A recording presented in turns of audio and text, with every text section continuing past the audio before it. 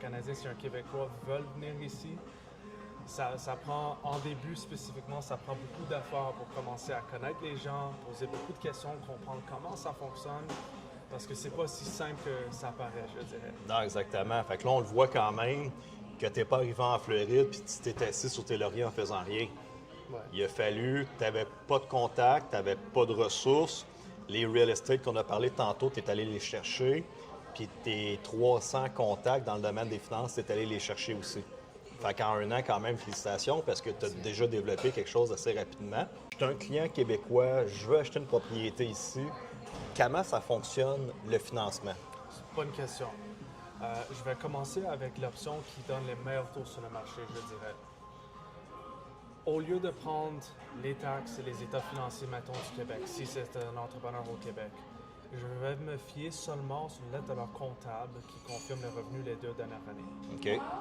Maintenant, je dois toujours calculer avec les banques le ratio d'endettement comme au Québec, Oui. mais je prends lettre de leur comptable pour confirmer le revenu. Pour rester sécuritaire, je sors le bureau de crédit au Canada pour voir les dettes au niveau personnel. OK. Mais l'avantage de ne pas prendre, mettons, les taxes, c'est que si les clients ont, mettons, des propriétés au Québec, Oui. je ne vais pas me fier aux taxes qui démontrent, mettons, des pertes ou pas beaucoup de revenus. Je vais prendre aussi les baux sur leur propriété au Québec OK. pour démontrer un revenu suffisant. Aussi, je vais tout simplement calculer dans la ratio d'endettement les dettes au niveau personnel au Québec, Oui. le coût de leur résidence principale et le coût de qu'est-ce qu'ils achètent ici en Floride. OK. Avec qu'est-ce qu'ils achètent en Floride, je peux même inclure le revenu projeté de qu'est-ce qu'ils achètent. OK. Tout ça à dire, l'objectif, c'est d'avoir un ratio d'endettement en bas de 50%. OK. Si c'est en bas de 50%, c'est fort probable que je pourrais faire passer le dossier avec une banque. OK. Ce qui va donner, je dirais, le meilleur taux sur le marché. Et à part de ça, aussi, il y a l'autre option. L'autre option, honnêtement, c'est l'option que la plupart des Canadiens préfèrent en ce moment, qui travaillent en tout cas avec moi. OK. C'est un prêt basé seulement sur l'actif.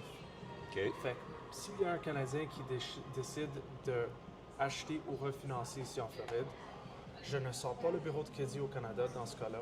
OK. Je ne demande rien du tout en termes de revenus. Je ne vais pas demander qu'est-ce qu'ils font pour gagner leur salaire et tout ça.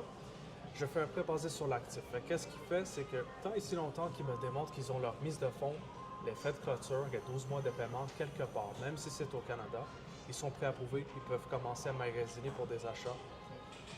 Et une fois qu'ils sont en contrat, j'envoie une évaluation.